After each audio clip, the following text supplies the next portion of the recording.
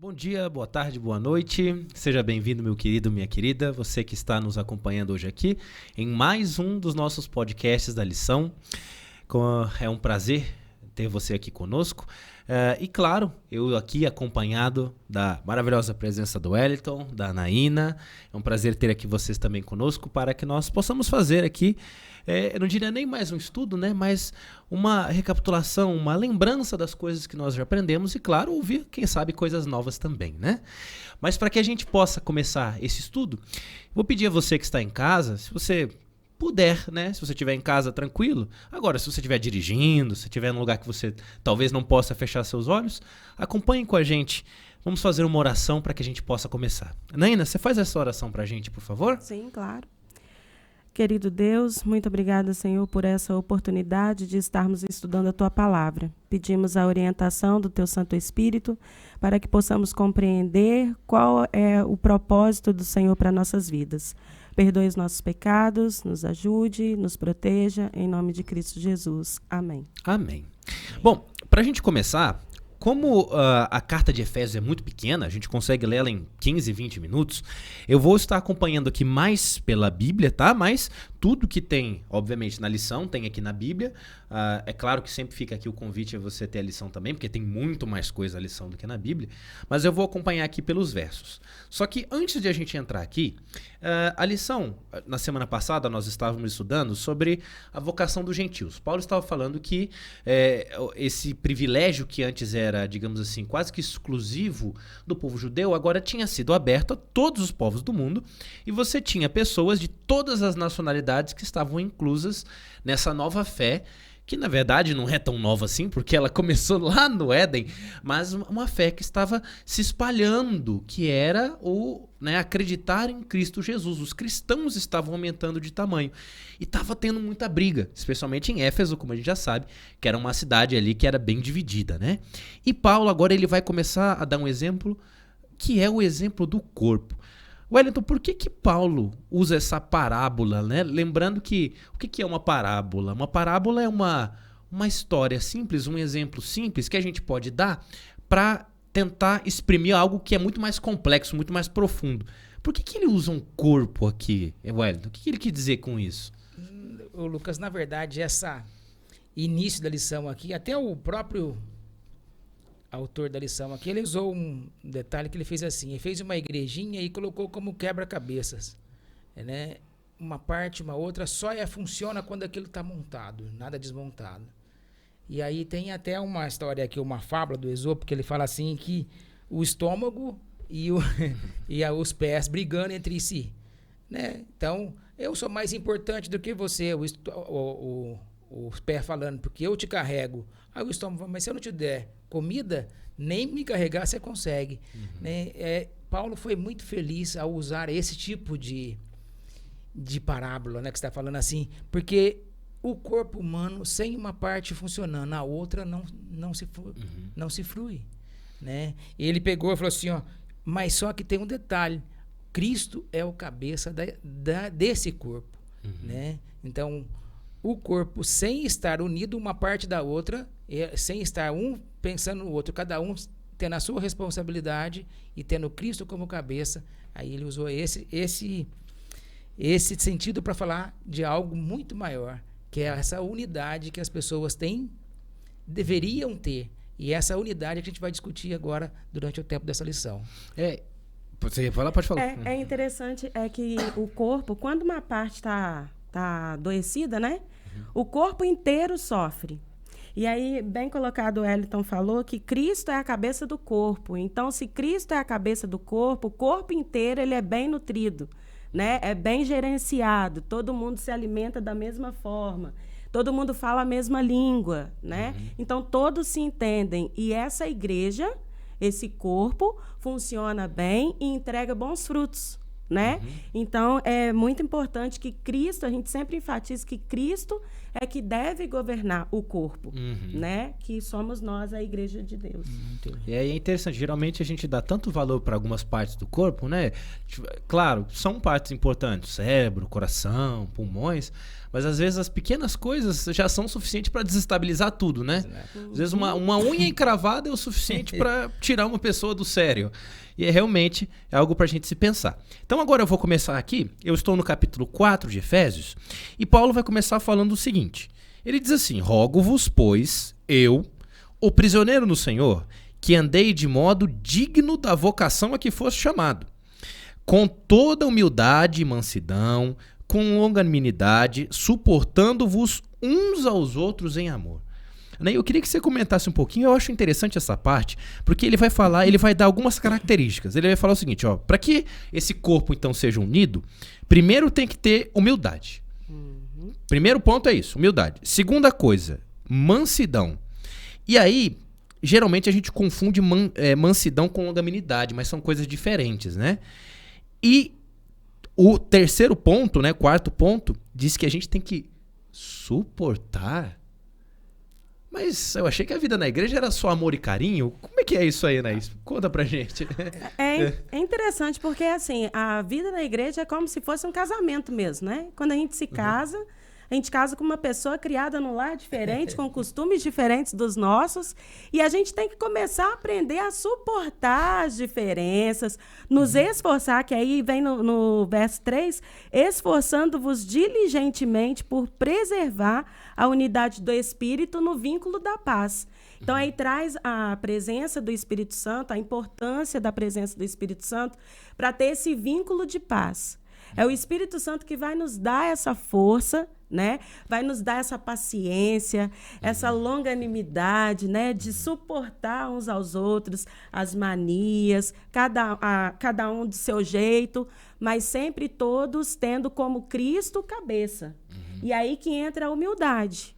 Quando eu me considero menor do que o outro, não no sentido, como eu posso dizer, de inferioridade, mas quando eu estou disposta a aprender com o outro, sempre posso achar que alguém tem algo a me oferecer, eu estou sendo humilde para com aquela pessoa, né? Então, Paulo, ele nos convida a sermos humildes, né? A sermos longânimos, sermos mansos. Tudo isso é importantíssimo para que a gente tenha a unidade na igreja. Olha, você falou aí, eu achei interessante, porque a humildade é para apreciar a virtude positiva de apreciar a servir aos outros. Não é para se servir, né? Então, quando a gente está... a pessoa humilde é aquele que aprecia servir aos outros. Nesse caso da mansidão, é a qualidade de não ser excessivamente impressionado com o senso de importância própria, né? Eu não olha para si. Quando você serve os outros, olha para os outros, serve as outras pessoas, você dá importância para os outros, você me vive melhor. E essa longanimidade é a qualidade de quem é capaz de suportar as provocações e as dificuldades. Além de suportar as provocações, também as dificuldades do nosso dia a dia, essa capacidade. Então ele visualizou isso tudo aí e é um dom de Deus, coisa que vem do céu. Sim. Eu acho legal também um outro exemplo que é dado, não por Paulo, mas a gente sempre comenta no ambiente religioso, que a gente fala que na época da Arca de Noé, quando começou a chover, a salvação estava dentro da arca, né? Só que dentro da arca não tinha só animais bonitos e cheirosos, também tinha animais que fazem suas necessidades de grande porte, tinha animais que são mais barulhentos do que outros, né? Então, não era só então Noé tinha que ter também uma certa paciência, porque ele sabia o objetivo que estava tendo, né? Eu acho que a igreja também tem que ter essa noção. É claro que isso não significa que a gente tem que passar a mão na cabeça de todo mundo, inclusive de quem está fazendo coisa errada, ou mesmo a gente achar, né, que somos melhores e que a gente vai errar e não vai acontecer nada, mas é realmente essa paciência de entender que são pessoas diferentes, né? O Wellington sabe muito bem disso, né, trabalha com essas coisas. É difícil você até conversar com uma pessoa que é muito orgulhosa, você não consegue, porque tudo eu fiz, eu faço, eu isso, eu aquilo. Exato. Não tem como chegar num meio termo, né? E a pessoa também não enxerga que a cabeça é Jesus, né? Porque ela vai pensando que é tudo ela que faz, ela isso, ela aquilo.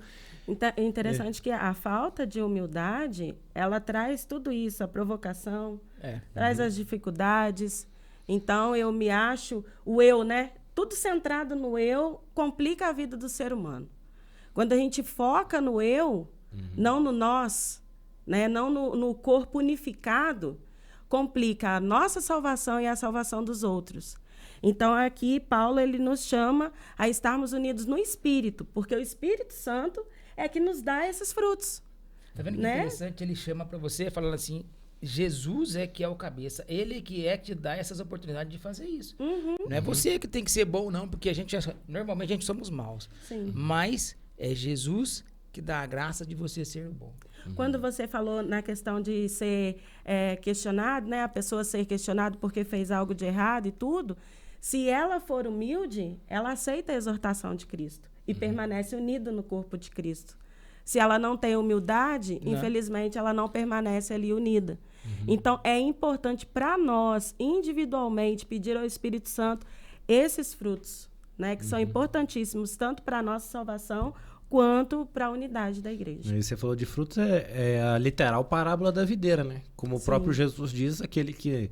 Né, tem até a música do Arauto, aquele que não estiver ligado à videira não produz fruto, não tem como. E é interessante também uma coisa que eu acho pessoalmente legal, já vai passar mais pra frente, mas eu acho interessante porque quando o Paulo tá falando disso aqui, ele tá falando pra gente agora. Ele tá falando pros Efésios, mas ele tá falando pra igreja de todos os tempos. E ele tá falando de um período também que no futuro vai ser assim.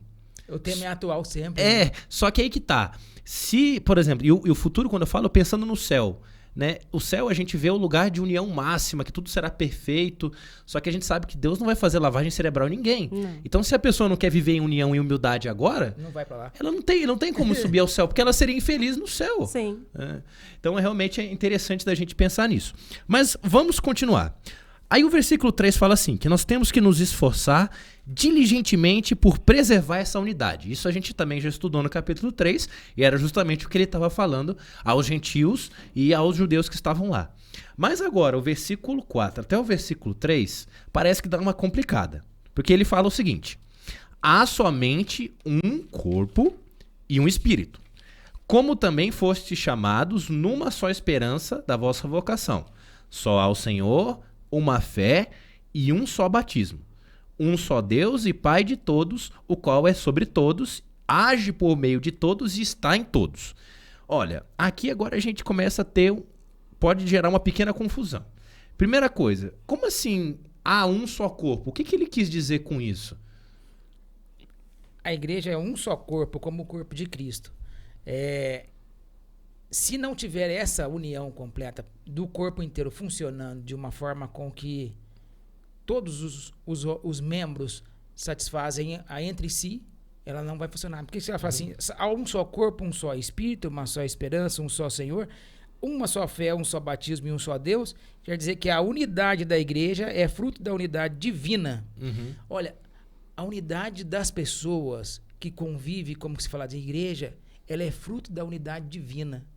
E isso requer esforço dos seres humanos. Então, é algo que vem completar a unidade divina com o esforço humano. Wellington, eu queria aproveitar você aqui, que inclusive casa excelente nesse sentido, porque você, bem mais do que eu, acho que bem mais do que a Anaína, viaja bastante. A igreja adventista, né, e é que, claro, queridos, eu não estou puxando a sardinha pra gente, nada, mas é só o seguinte, a gente consegue observar isso, por exemplo, na igreja adventista, porque isso é uma coisa que às vezes a gente observa em outras religiões, dentro da própria cidade, que a gente vê que tem denominações que uma igreja parece que não está junto com a outra dentro da própria cidade. A gente consegue observar essa união na igreja no mundo inteiro?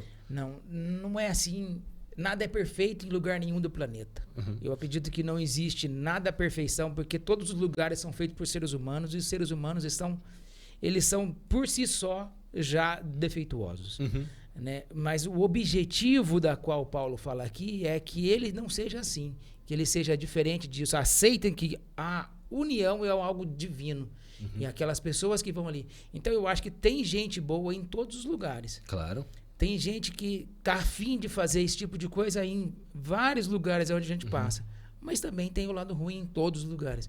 Não é algo que, vamos falar, porque é esse, ou essa religião ou aquela. Não. Todas elas têm os seus defeitos, têm as suas qualidades. Mas a gente tenta sempre prezar essa união, especialmente em relação à missão, essas coisas. Que a gente observa no mundo inteiro, né? A questão de missão é algo que é muito, muito falado pela Igreja Adventista, porque ela tem em vários lugares do planeta muita coisa nesse sentido. Eu estive agora nessa viagem que eu voltando agora poucos dias atrás, dentro do avião tinha uma pessoa vindo da ADRA. Ele estava numa missão em algum país da África, onde que eles estão com uma guerra lá. Nossa. E eu vi como que ele conseguia, diante de uma coisa tão terrível, fazer algo para as pessoas e unir pessoas em troca de alguma coisa boa e comum. Então, a missão ela é algo que é muito bem puxada, querida, ela é exigida de várias pessoas. Então, assim, muito, muito tem isso. Mas não é 100% igual a gente gostaria que fosse, né? Isso aí realmente tem. Sim. E aí, Ana, ele fala aqui, ele continua, porque outra coisa que pode confundir a gente, Anaína, é que ele fala assim, que existe um só batismo. Então, se eu for, por exemplo, de outra denominação e eu me batizar lá, e eu trocar de denominação, eu não preciso me batizar de novo? O que é esse batismo que ele está falando aqui? É o batismo assim, ou por exemplo, se eu sou batizado na igreja adventista e por algum motivo eu cometi algum erro e fui cortado, eu não preciso me batizar de novo? O que ele está falando aqui, Paulo, nesse momento? Não, aqui na questão do batismo é a questão da fé da pessoa, né? Quando ela é batizada, ela crê naquele momento que ela está entregando a vida a Jesus e os pecados dela estão sendo enterrados ali nas águas, né? E ela sai uma nova criatura, transforma-se em uma nova criatura.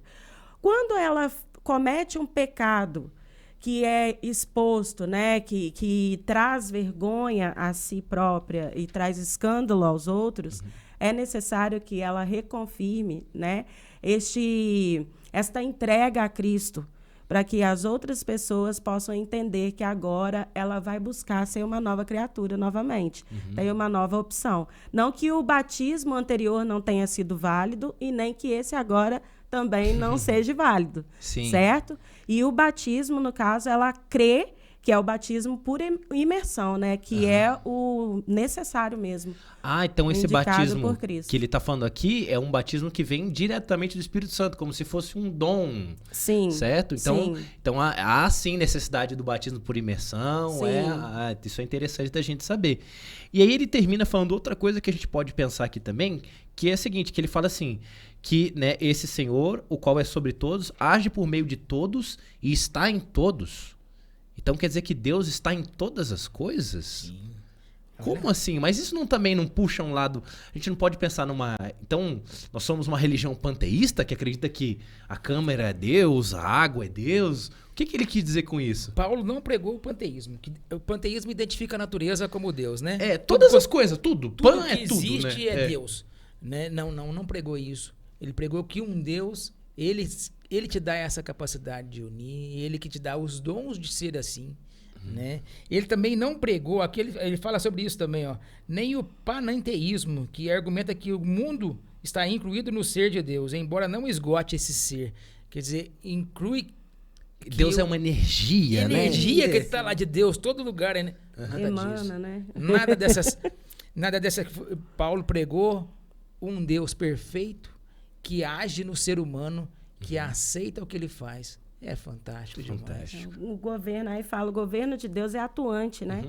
Então, o ser humano, ele aceita que Deus o utilize, né? E nós somos considerados como ferramentas de Deus mesmo, para levar amor, levar paz, unidade, né? Bondade às outras pessoas. E ela requer zelo e cuidado para você sempre manter nessa união que ele está falando aí. Se você descuidar, logo você já não está nesse caminho, né? Eu vejo essa passagem também com a gente imaginar como uma espécie de etiqueta, né?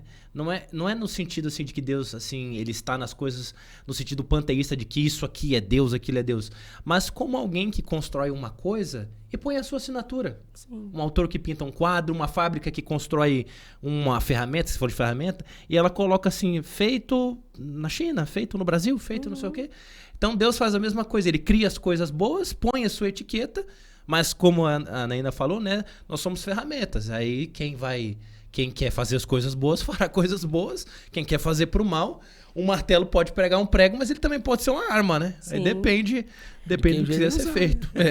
É interessante aqui, nessa parte segunda, só para a gente concluir, duas ideias sobre unidade. A primeira que é um dom espiritual.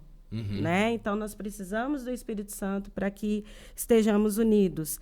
E o outro é que requer zelo para nutrir e para cultivar essa unidade. Então, ela não vai brotar do nada. Sim. Né? Então, pode ser até que eu não vá muito com a cara do Wellington, mas aí eu vou ter que pedir ao Espírito Santo, Senhor, me dê, né, sabedoria para aceitar a forma como ele age, para entender, né, as dificuldades dele, me dê paciência, né, me dê amor ao próximo. Então, são coisas que a gente precisa ir cultivando, né, e nutrindo boas coisas dentro de nós. Exatamente. Aí agora ele vai continuar um pouco para frente, a partir do versículo 7, ainda falando do corpo, da unidade, mas ele vai mudar um pouquinho o tom agora. E ele vai falar o seguinte, ó. E a graça foi concedida a cada um de nós, segundo a proporção do dom de Cristo. Aí ele vai dizer assim, por isso diz, quando ele subia às alturas, e aí agora parece que dá uma complicada, levou cativo o cativeiro e concedeu dons aos homens. Ora, que quer dizer subiu, senão que também havia descido até as regiões inferiores da terra. Aquele que desceu é também o mesmo que subiu acima de todos os céus para encher todas as coisas. E aí, no 11 que a gente vai dar a gente vai parar aqui no 10, né, que tem um ponto aqui. Bom, Paulo era um homem eloquente e ele falava às vezes de uma maneira um pouco difícil. Vamos por partes. Primeira coisa, quando ele subiu às alturas, levou cativo o cativeiro. Que cativeiro é esse que ele levou aí? O que a gente pode pensar nesse sentido aqui, falando de Cristo? O Cristo exaltado, esse que que subiu ao céu, ele fala, nesse início assim, ele fala aqui, ó. A graça foi dada a cada um segundo a medida do dom de Cristo. Pelo que, subindo ao alto, levou o cativo o cativeiro. Esse subindo ao alto que Paulo descreveu, é o derramamento do Espírito Santo. Seu objetivo era mostrar que Jesus concede os dons à igreja. Né? Então, mais uma vez, ele é um Cristo exaltado, é um Cristo que veio, que é doador de dons e que ele dá os dons e concede aos dons à igreja. O interessante é que quando fala aquele que desceu, né? Aí, no caso, é que Cristo desceu ao inferno, né? Ele esteve ali sepultado, esteve morto. E ele foi ressuscitado. E com ele trouxe também a primícia, né? As primícias. Que foram aquelas pessoas, quando ele se ressuscitou, aquelas pessoas que ressuscitaram com ele também. Acho que a primeira parte de a gente pensar nisso é justamente, né? Levou o cativo o cativeiro. Esse cativeiro, bom, como nós estamos falando de dons, Deus dá vários dons. Ele dá saúde, ele dá proteção, mas eu acho que o maior dom, isso eu posso afirmar com certeza, porque a Bíblia o diz, o maior dom que Jesus dá é a vida, né? A vida. E quando ele subiu de uma vez por todas, ficou, ele é o Salvador, acabou a morte. O cativeiro é justamente o maior cativeiro que a gente tem nessa terra, não são as aflições que a gente passa, é morrer. Porque a única certeza que a gente tem aqui na Terra é que Todos um dia... que nasceram vão morrer. Vão morrer um dia. E é o que mais aflige o ser humano, é a morte. E justamente isso é interessante, né? Tantas pessoas passam horas e tempos e dias tentando deixar uma espécie de legado para ser lembrado após a morte, porque a morte é o ponto final, né? Tinha um inventor americano, ele tá até na nota de 100, que é o Benjamin Franklin, que ele falava que na vida só tinha duas certezas. Era imposto e morte. São duas coisas. Né? Só tinha essas duas coisas. Então, justamente, levava esse cativeiro embora. E subiu para descer. Bom, a gente entende que Jesus subiu. E quem que desceu? O Espírito Santo. Espírito Santo. Deixarei um consolador com vocês, né? Consolador, realmente interessante. E é aquilo que a Anaína falou, esse consolador é importante, Anaína. Sim. Dá para ter unidade sem a presença do consolador? Não tem como, sem chance. Não tem jeito, porque cada um de nós somos, como eu posso dizer, egoístas por natureza, orgulhosos por natureza, né? A gente já nasce com o não, né? Dizendo não. Uma das primeiras palavras que a gente aprende a falar. Então, sem o Espírito Santo, impossível nós termos unidade. O trabalho dele é esse, né? É de ficar falando com a gente o tempo todo para que você seja melhor, para que você seja... Então, é um Deus presente que está aqui para me ajudar, para ajudar cada um que deseja ter. Não tem nada melhor do que algo de você saber que tem um Deus te falando, um Deus que quer que você seja esse algo que Jesus falou. Exatamente. E aí, pra gente continuar, porque o tempo já tá acabando, vamos dar uma apressadinha aqui, que ele fala justamente o seguinte, aí a gente vai passar aqui do versículo 11 em diante, mas eu queria focar mais no versículo 11 e 12, que ele fala o seguinte, que diz assim, e ele mesmo concedeu umas pessoas, né? É que ele já está falando de Jesus, do próprio Espírito Santo também. Ele falou que ele concedeu umas pessoas para serem apóstolos, outros para serem profetas, outros para serem evangelistas e outros para serem pastores e mestres, com vistas ao aperfeiçoamento dos santos, para o desempenho do seu serviço, para a edificação do corpo de Cristo. Então, peraí. Então, quando a gente recebeu os dons do Espírito Santo, esse dom... Claro que nós vamos receber bênçãos por isso também, mas o foco, então, não sou eu? É isso que ele está falando aqui? E agora, o que a gente pode pensar desses versos aqui? Olha, Paulo, ele identificou 4 grupos de pessoas talentosas, certo? Como parte do tesouro que Jesus concedeu à igreja. Os apóstolos, profetas, evangelistas, pastores e mestres. Na época, não existia faculdade de teologia. Então, os pastores eram aquelas pessoas que iam para as igrejas lá e pregavam o evangelho. Hoje em dia, se nós formos colocar nos termos de hoje, são aquela pessoa que toca um pequeno grupo, que dirige Os que serviam, né? Isso. Que estavam sempre ali dispostos a pregar o evangelho, né? De casa em casa. Então, o Espírito Santo, ele é derramado sobre essas pessoas. E interessante que cada um vai receber o seu dom respectivo.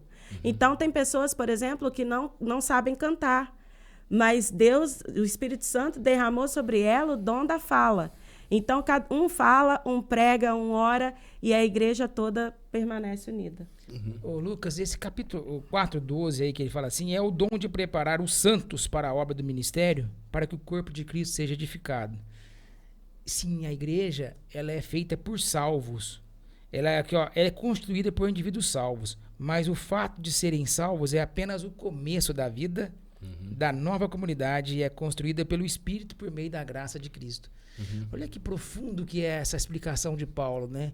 A igreja é feita por pessoas salvas, mas é só o começo para que a comunidade do Espírito seja feita por meio da graça que vem de Jesus Cristo. Né? Não é algo que eu quero fazer, eu faço. Não, é algo que vem dele pra gente. Eu acho legal, a gente pode até pensar na própria metáfora do corpo, né? Eu acho que o nosso... Esses dons que a gente recebe é uma espécie, se a gente pensar no corpo, como se fosse o sangue, né? Que traz nutrientes, ele traz o alimento para que os órgãos, os músculos possam funcionar para ter vida. Mas como ele diz aqui no finalzinho do versinho 12, né? Para a edificação do corpo de Cristo. Ou seja, veja que legal. Ele fala que nós somos o corpo, mas ele fala que o corpo não é do corpo dele. É dele. É dele. É como ele diz em Coríntios, quando ele vai falar agora do nosso corpo físico, né? Que nós somos o templo, o santuário do Espírito Santo. Então aqui ele fala algo parecido. Olha, o nosso trabalho, a nossa unidade na igreja não é porque o fulano que canta para ele ficar famoso e legal. Pode ser que isso aconteça, mas a ideia não é essa. O pregador não é que ele pegue o pastor porque é o ministério do pastor. É o Cláudio, é o ministério do Cláudio. Não, é o ministério de Cristo, o crescimento de Cristo. Interessante. O Wellington pegou a partezinha, aperfeiçoamento dos santos, né? Toda vez que a gente trabalha, a gente se aperfeiçoa. O músculo, por exemplo, ele não vai estar sadio se a gente não exercitar aquele músculo. Então, o dom que Deus nos deu, se nós não exercitarmos, não trabalharmos com ele vai se extinguir. Não há necessidade. Muitas pessoas têm clamado pelo Espírito Santo, mas qual é o intuito? Nós precisamos clamar o Espírito Santo para que a gente trabalhe. E ele vai ser derramado em quem trabalha, em quem participa da obra de Cristo, para a edificação do corpo de Cristo. Então, é muito importante essa parte, né, do aperfeiçoamento dos santos. E para a gente finalizar, eu queria finalizar com essa parte de quinta-feira que fala sobre o crescimento em Cristo, que é justamente isso. O Júlio César, que era um imperador romano, teve muitos Césares, né? Porque o César era uma posição. Mas Júlio César, ali, mais ou menos 50, 60 anos de Cristo, ele fez uma frase muito famosa, né? Que era uma tática de guerra que eles utilizavam, o exército romano utilizava, que era a tática do dividir para conquistar. Então, quando um exército queria vencer o outro, a primeira coisa que ele tinha que fazer era dar um jeito de fragmentar, seja no campo de batalha ou seja na política, na economia, tinha que dividir para conquistar. E Paulo ele vai falar justamente do contrário aí nos versículos 14, 15 e 16. Ele fala que nós temos que ser unidos para crescer. O que é esse crescimento que ele está falando aqui? É crescimento igual ao crescimento do músculo? É ficar maior? O que é esse crescimento? Para a gente finalizar, eu queria finalizar com essa ideia. Por que nós precisamos então desta união para crescer? Promovendo a unidade em verdade e amor, com a participação de cada membro da igreja, as coisas crescem. As coisas melhoram, as coisas ficam... Até tem aqui, ele até tem... A teologia paulina no verso 4 fala assim, ó, a igreja não é uma organização humana, construída e sustentada por seres humanos, mas por propósitos humanos. Em vez disso, a igreja é criada, sustentada e guiada em sua missão pelo próprio Deus. Então, do próprio Deus, essa igreja é criada e sustentada não é pelas pessoas que estão, não. A missão é de Deus, né? E ele fala mais. Em segundo lugar, a igreja é e deve ser unida em oração sacerdotal. Até na oração ele fala assim, que todos sejam um. E como tu, ó Pai, está em mim e eu em ti.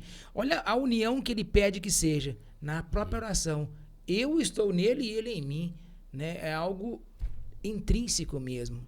Não é essa dividir para não, é muita união, né, que Jesus fala. E em terceiro lugar, ele fala, essa unidade não é produto da vontade e realidade humana, mas a obra de Pai, de Cristo, de Jesus e do Espírito Santo. Do Pai, do Filho e do Espírito Santo, atuando nos seres humanos. Interessante que ele usou 3 metáforas. A primeira foi a imaturidade da infância, para que não sejamos como crianças. Muitas vezes nós nos deparamos com cristãos infantis. Eu não quero, eu não aceito que fale desse jeito comigo e tal, não aceito o que a palavra está dizendo. Então, a gente precisa crescer em Cristo para não sermos como crianças. Segundo, o perigo em alto mar, arrastado pelas ondas e levado de um lado para o outro, né? Tem gente que vai, o irmão fulano falou isso. Então eu vou para o lado do irmão fulano. O irmão ciclano falou aquilo, eu vou para o lado do irmão ciclano. Quando eu tenho conhecimento, crescimento na palavra de Deus e busco a unidade do Espírito Santo, então o meu guia é a palavra de Deus e o Espírito Santo, né? E o terceiro é ser enganado por pessoas ardilosas, que como jogadores praticam truques, né? Então as pessoas têm muitas astúcias, são astutas, né? E enganariam até mesmo os escolhidos. Mas fala bem, né? São muito solícitos, né? Convence amáveis, os outros, né? Sim, até mesmo mais que nós, né? Então, a unidade, ela nos impede, tanto a unidade nós com Deus e nós uns com os outros, nos impede de sermos levados por falácias, né? Humanas e permanecermos firmes, unidos no propósito de Cristo, que é aumentar o corpo dele. Quanto mais pessoas estiverem salvas para Jesus, melhor é para nós, porque a gente não quer ir para o céu sozinho, né? A gente quer estar com bastante gente e, de preferência, os nossos amados, né? Nossos queridos irmãos. Com certeza. Queridos, infelizmente nós temos que terminar já, a gente até passou um pouquinho do tempo, mas não tem problema. Esse assunto da carta de Efésios, essa parte do corpo, a gente poderia, quem sabe, falar sobre aqui horas, mas nós vamos ter que parar por aqui e eu acho que deu para ficar claro. O importante é estar unidos, crescendo, claro que individualmente, dos nossos estudos, na nossa comunhão com Cristo, mas também uns com os outros, né? Foi isso que ele pede a nós. Então, para a gente finalizar, Wellington, você pode fazer oração para a gente fechar? Sim. Querido Deus e Pai que estás nos céus, te agradeço, Senhor, pela sua presença em nosso meio. Pedimos que o Senhor esteja presente, nos unindo e nos preparando para um dia estar sempre contigo. Perdoe os nossos pecados, nos abençoe e nos guarde em nome de Jesus. Amém. Amém. Amém.